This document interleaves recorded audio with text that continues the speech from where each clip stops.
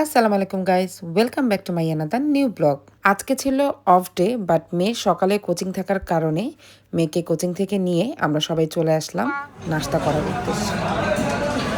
রাব্বানিতে নাস্তা করতে আসছো? ক্লাস কেমন ছিল আজকে? ভালো। আজকে যা যা পড়িয়েছে পেরেছো? হুম? এখন কি খাবা নাস্তায়? জানো না? এইমাত্র না অর্ডার করলা?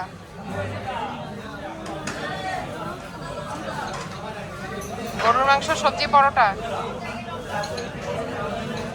তোমার পছন্দ এগুলো? সাথে দুধ চা। দাঁড়াও, নাস্তা করতে আসছো? কি অর্ডার করেছো বাবা?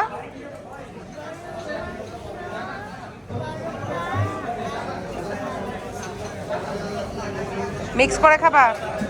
পছন্দ এটা তোমার? বেশি না অল্প? তাই মেয়ের কোচিং মূলত ফ্রাইডে এবং স্যাটারডে থাকে, আর মোটামুটি এই দুদিনের যে কোনো একদিন আমাদের এই রাব্বানিতে নাস্তার প্ল্যান থাকে।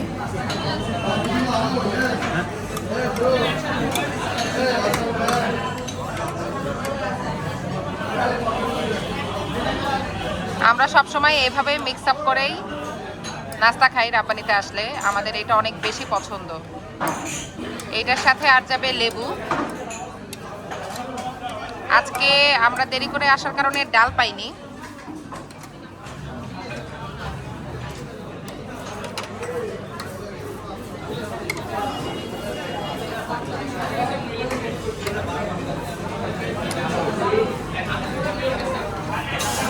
যারা এখন পর্যন্ত এভাবে খাননি অবশ্যই ট্রাই করে দেখবেন।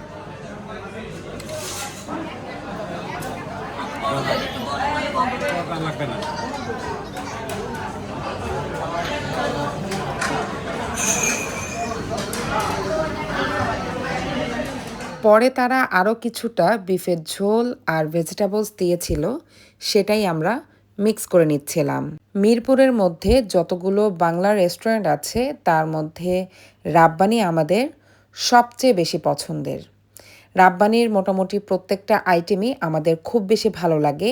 আর যদি হয় সকালের নাস্তার কথা, তখন আমরা বিফ, ডাল আর ভেজিটেবলস নিয়ে মিক্স করে নিই। আজকে যেহেতু ডাল ছিল না, তাই ভেজিটেবল আর বিফ একসাথে মিক্স করে সবাই মিলে খাচ্ছিলাম।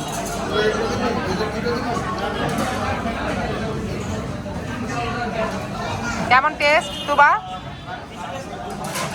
মজা?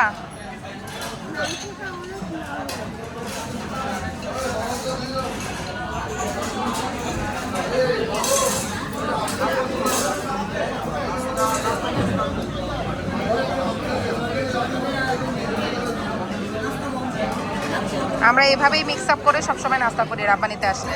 এটা আমাদের অনেক বেশি পছন্দ। যারা এইভাবে একবারও খাননি, একবার অন্তত খেয়ে দেখবেন কেমন।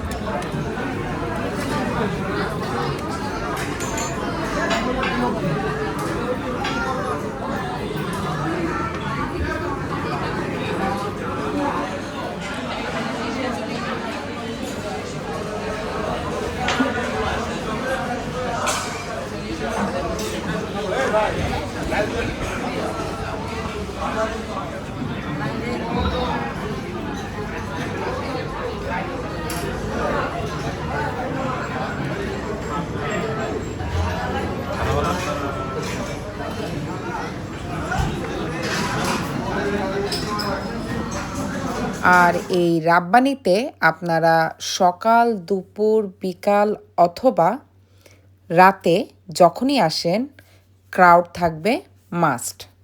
আমরা আমাদের নাস্তা কমপ্লিট করার পরে নিয়েছিলাম গরম গরম দুধ চা, যেটা আমাদের সবার অনেক বেশি পছন্দের। আমার মেয়েও কিন্তু এই রাব্বানির চা খুব বেশি পছন্দ করে। এটা কিন্তু রাব্বানির সিগনেচার আইটেম বলা যায়। ওদের এই দুধ চাটা মোস্ট পপুলার।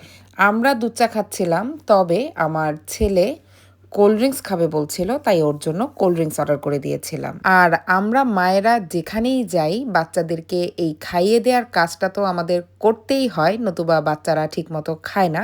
সেটা শুধুমাত্র আমরা মায়েরাই জানি। আজকের জন্য আল্লাহ হাফেজ।